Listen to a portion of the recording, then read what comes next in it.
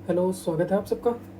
तो पिछली क्लास में हमने देखा था कि इकोनॉमी इंडिपेंडेंस के टाइम पे कैसी थी।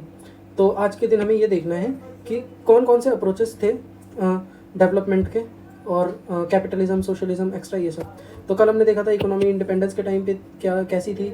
ये कुछ एग्रीकल्चर मतलब सेक्टर्स के बारे में, इंफ्रास्ट्रक्चर के बारे में, एग्रीकल्चर और उनके इश्यूज़ क्या कहते हैं, उसमें ज़मींदारी सिस्टम जो मेन था, और एग्रीकल्चर को क्या क्या चाहिए होता है, जैसे input, credit requirement, market to sell. उस वक्त फैसिलिटीज़ अवेलेबल नहीं थी। ये सब अगर आपने पिछली क्लास नहीं देखी है तो 10 मिनट की है, ज़्यादा बड़ी नहीं है, आप देख सकते हो।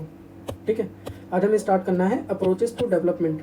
तो देखिए, एक अप्रोच तो होती है मार्केट बेस्ड अप्रोच। ठीक है, इसमें हम मार्केट को ध्यान में रखते हैं। जैसे रिसोर्सेज होते हैं, उनको हम बहुत ज़्यादा यूटिलाइज़ करते हैं, मतलब ऑप्टिमली यूटिलाइज करते हैं कि जितना यूटिलाइज़ कर सकते हैं उतना यूटिलाइज़ करके मैक्सिमम प्रॉफिट को देखते हैं। मैक्सिमम प्रॉफिट को देखते हैं, मिनिमम कॉस्ट मैक्सिमम प्रॉफिट। इसमें जो होता है गवर्नमेंट का लीस्ट इंटरवेंशन होता है, मतलब गवर्नमेंट बहुत कम इंटरवीन करती है in financial sector. Market decide करता है प्रोडक्शन क्या करना है, तो इससे कॉम्पिटिटिवनेस बढ़ती है, जिसकी वजह से इनोवेशन, प्रॉफिट, कॉम्पिटिटिवनेस बढ़ेगी तो जाहिर सी बात है प्रॉफिट कमाने के लिए इनोवेशन भी होंगे।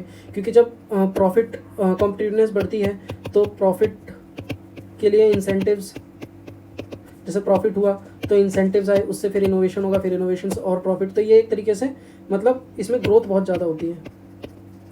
It's better for growth. पर इसमें एक चीज़ की प्रॉब्लम होती है कि डेवलपमेंट की गारंटी नहीं होती।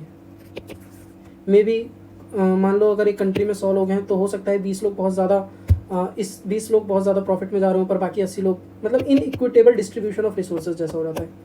और अंडर डेवलप्ड कंट्रीज़ में मोस्टली ये प्रॉब्लम आती है कि मार्केट डेवलप बाय स्टेट, जो जैसे अंडर डेवलप्ड कंट्री है तो यहाँ पे जो होगा इंफ्रास्ट्रक्चर नहीं होगा, तो मार्केट कौन डेवलप करेगा? स्टेट। स्टेट इन्वेस्टमेंट करके मार्केट डेवलप करेगी, जिससे कि एक पुश मिले इकोनॉमी को, तो इकोनॉमी डेवलप होगी।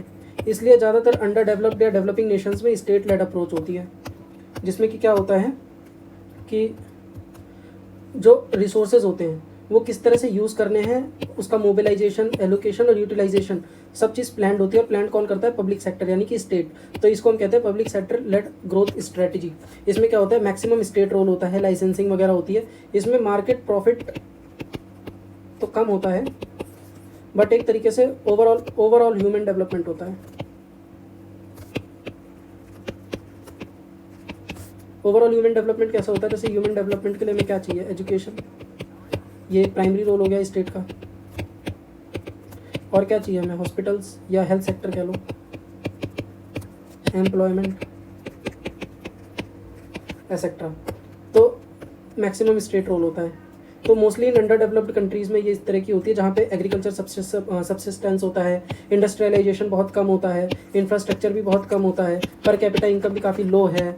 और पर कैपिटा इनकम लो होगी तो सेविंग भी कम होगी, सेविंग कम होगी तो इन्वेस्टमेंट भी नहीं होगा, इन्वेस्टमेंट नहीं होगा तो फर्दर इकोनॉमिक ग्रोथ भी लो होगी। तो ऐसे में डेवलप्ड करने के लिए स्टेट जो है वो प्लान्ड मोबिलाइजेशन और एलोकेशन करता है रिसोर्सेज का।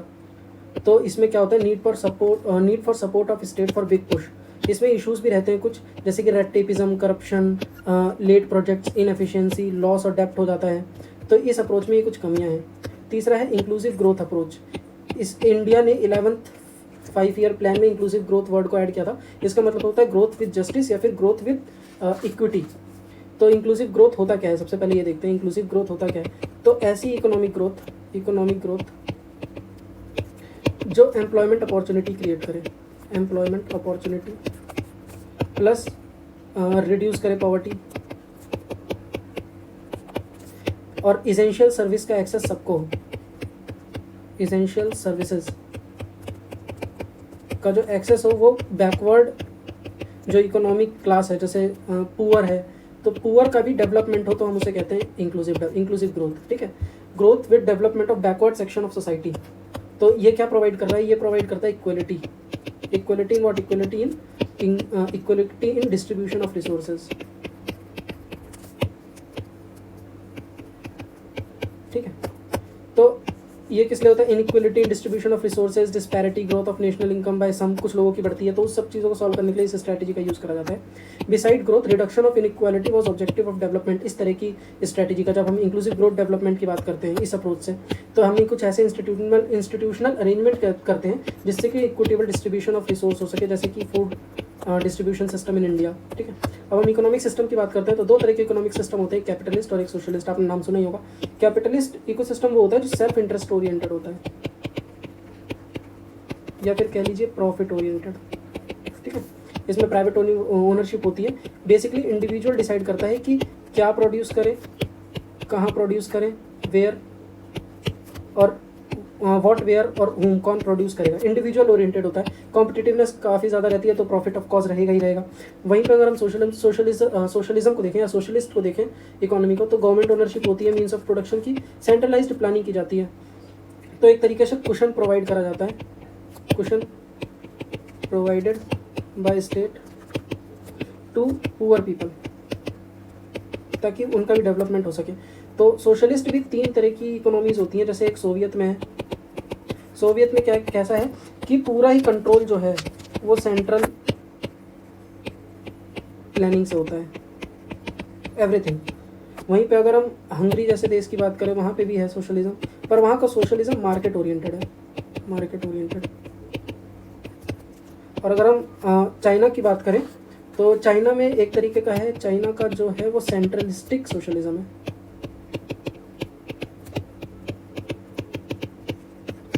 तो इसमें क्या होता है कि प्रायोरिटी तो दी जाती है मार्केट को, प्रायोरिटी टू मार्केट। इससे क्या होता है, इंश्योर हो जाता है growth rate, ensure growth rate without social freedom. ठीक है,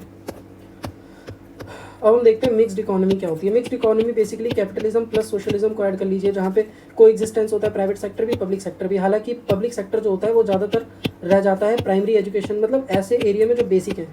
ठीक है, जैसे basic health sector, basic primary sector, primary education वगैरह। ठीक है, तो मिक्स्ड इकोनॉमी में स्टेट का मेन रोल क्या होता है कि सोशल जस्टिस प्रोवाइड करे, सोशल जस्टिस या फिर सेल्फ रिलायंस बनाए सभी को। ठीक है, तो central role assign to state क्या होता है कि प्लानिंग, जस्ट सेंट्रल रोल की अगर हम बात करें तो वो सिर्फ और सिर्फ प्लानिंग, प्लानिंग। और प्लानिंग किस चीज़ की, रिसोर्स एलोकेशन और मोबिलाइजेशन। ठीक है, लेकिन एग्रीकल्चर सेक्टर में क्या होता है, चलो पहले देख लेते हैं। Mixed economy, state ownership of basic and heavy industries and infrastructure. Basic idea क्या होता है कि जुडिशियस मिक्सचर हो प्लान स्टिमुलस का, मार्केट एफिशिएंसी का। और जैसे इंडिया में दो तरह का फेज़ था। फेज़ वन जिसमें पब्लिक सेक्टर की इंपॉर्टेंस बहुत ज़्यादा थी, जो कि 1950 से 1980 तक के टाइम को आप मान लीजिए। इसमें तीन मेजर रोल होते थे स्टेट के, एक तो producer of good and services, दूसरा regulator of overall system, overall economic system basically.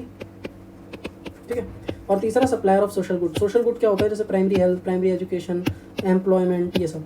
तो स्टेट का रोल क्या होता था, to give required infrastructure. Infrastructure for what, infrastructure for development of private sector as well as common people as a role of facilitator। State का जो role होता था वो एक एक्टिव एजेंट की तरह होता था, रिसोर्स मोबिलाइजेशन करने के लिए, रेगुलेट करने के लिए प्राइवेट सेक्टर, लाइसेंस देता था, इन्वेस्टमेंट, मतलब प्राइवेट सेक्टर को कुछ भी करना होता था, जैसे कोई नया बिजनेस लगाना है तो उसके लिए भी लाइसेंस वगैरह की जरूरत होती थी। ईज ऑफ डूइंग बिजनेस जिसे हम कहते हैं वो बहुत कम था, ईज ऑफ डूइंग बिजनेस, जिसकी वजह से इकोनॉमिक ग्रोथ स्लो थी। बट ये ज़रूरी भी था क्योंकि उस वक्त जो हम देखें तो इन इक्वलिटी इन इनकम बहुत ज़्यादा थी, जिसकी वजह से ये सब करना पड़ता था। 1950 से 1965 की बात करें तो पब्लिक सेक्टर का कैपिटल फॉर्मेशन जीडीपी जो था वो डबल हो गया था इसी सोशलिज्म के साथ, 3.57 के साथ। बट लेटर ईयर में क्या देखा गया कि प्लानिंग जो है वो अपनी एफिशिएंसी लूज़ कर रहा था। पब्लिक सेक्टर कई बार नीचे जा रही थी, मतलब घाटे में थी काफ़ी ज़्यादा, जितना वो प्रोजेक्ट करते थे उतना भी अचीव नहीं होता था। और उनकी जो रिसोर्स मोबिलाइजेशन की कैपेसिटी थी वो भी डिक्लाइन हो रही थी, तो डिक्लाइन पर इन्वेस्टमेंट भी कम होने लगा 1960 से 70 में। ऊपर से बैलेंस ऑफ पेमेंट क्राइसिस भी बढ़ता ही जा रहा था, जिसकी वजह से 1980 में उन्हें अपने आप रिफॉर्म लाने पड़े, पर 1980 से 1980 में उन्होंने कुछ रिफॉर्म्स लाए, पर 1991 में फिर अंडर प्रेशर उन्हें इकोनॉमिक LPG रिफॉर्म लाने पड़े। Liberalisation, privatisation as well as globalisation, इनको बाद में देखेंगे, अभी सिर्फ हम लिबरलाइजेशन पर ज़्यादा ध्यान देंगे। तो फेज़ 2 जो कि 1991 के बाद चालू होता है, उसमें हम देखते हैं कि मार्केट का रोल काफ़ी ज़्यादा बढ़ गया है। तो रिफॉर्म्स इनिशिएटेड इन 1980 एंड 1991, जैसे मैंने बताया 1980 में भी गवर्नमेंट ने प्रो कैपिटलिज्म तरह की पॉलिसी दिखाने की कोशिश की थी, पर 1991 में उन्हें इकोनॉमिक रिफॉर्म्स लानी पड़े, जिसमें कि पहला रिफॉर्म तो ये था कि लाइसेंसिंग, जो हर इंडस्ट्री को लाइसेंस देना पड़ता था, उस सिस्टम को एक तरीके से ख़त्म करा जाए। और इससे क्या होगा, जैसे लाइसेंस इंडस्ट्री को, जैसे कोई इंडस्ट्री खोलना चाहता है तो उसको लाइसेंस के लिए गवर्नमेंट के पास जाना पड़ता था, तो अब नहीं जाना पड़ेगा, अब अबॉलिश होगा, तो गवर्नमेंट का क्या रोल जो है वो कम हो जाएगा। तो जैसे ही गवर्नमेंट का रोल कम हो जाएगा, गवर्नमेंट रोल डिक्रीज, जैसे ही गवर्नमेंट का रोल डिक्रीज हो जाएगा, ईज ऑफ डूइंग बिजनेस बढ़ जाएगा, तो इकोनॉमिक ग्रोथ होगी। ठीक है, ये बेसिकली आइडिया था। दूसरा था कि liberalisation of FDI and FPI, मतलब फॉरेन डायरेक्ट इन्वेस्टमेंट और फॉरेन पोर्टफोलियो इन्वेस्टमेंट को आने के लिए पहले दिक्कत होती थी, तो उन दिक्कतों को कम करना, मतलब जैसे टैक्सेस को कम करना, जिससे कि लोग बाहर के लोग भी इंडिया में इन्वेस्ट कर सकें। FPI जो होता है वो किसी भी फर्म में अप टू 10%, तो उसे हम FPI कहते हैं, मोर देन 10% हम FDI कह देते हैं। कई सेक्टर में ये 49% होता है, कई चीज़ों में ये 70% तक भी जा सकता है FDI, ये बाद में देखेंगे बैलेंस ऑफ पेमेंट वाले चैप्टर में। और तीसरा है लिबरलाइजेशन इन ट्रेड, इसमें क्या था कि जो इंपोर्ट हम करते थे उसमें इंपोर्ट करने के लिए लाइसेंस चाहिए होता था, तो उसको एलिमिनेट करना, साथ ही साथ इंपोर्ट को ईजी करना इंडिया में, कि इंपोर्ट आसानी से किया जा सके इंडिया में, इंडिया की इंपोर्ट पॉलिसीज़ को ईज करना, और साथ ही साथ progressive reduction of non trade barriers, जो टैरिफ बैरियर्स होते थे, टैरिफ वगैरह होती थी, उन्हें कम करना।